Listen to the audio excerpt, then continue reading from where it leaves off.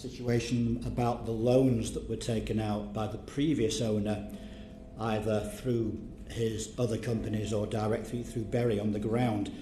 The one thing that happened in 2017, the accounts for May 2017 were never discussed and never put to the shareholders of Berry. Now, Berry, like many small businesses, does not have AGMs, but there is a requirement for its accounts to be put before the shareholders. Its accounts were filed, albeit late, for May 17. We saw the accounts, those that wanted to see the accounts. It didn't show us anything that didn't surprise us. Yes, we were losing money, but we had an owner then who almost refused to speak to the Supporters Trust. The very thing that's almost just been said. There was a breakdown of communication, whereas we did, for 2 spells, have a member of the Supporters Trust on the main boards for a number of years, not just for the previous owner, but years before that. In the case of Mr. Day, there was a complete breakdown of communication.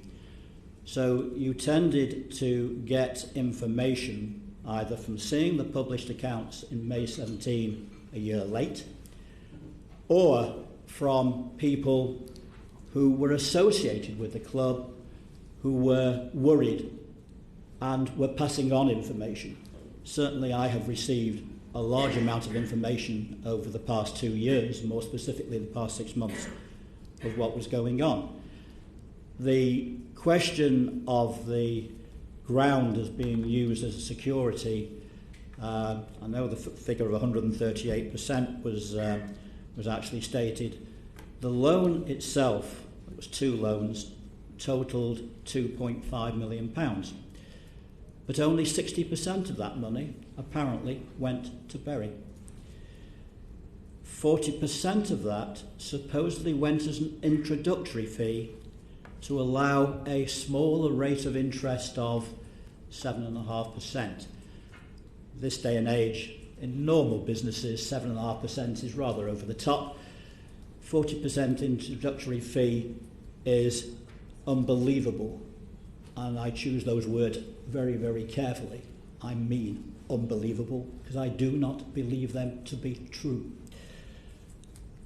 There has been a recent case regarding pension scams. This has come to light where 2 directors were banned from being directors for 12 and 10 years.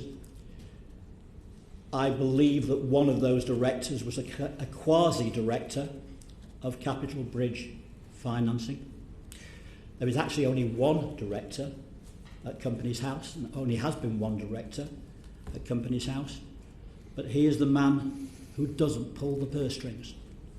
The person that pulled the purse strings was in court recently and is banned from being a director. It's either for 10 or 12 years. And I still believe if and when the club is liquidated, it could have been liquidated before this hearing. It wasn't. It's been delayed for another 2 weeks. That there will be work to be done to find out exactly how the £2.5 million came about and why £1.5 million came into the club. But it's true to say there should be rules about that stop the ground being used in such a way.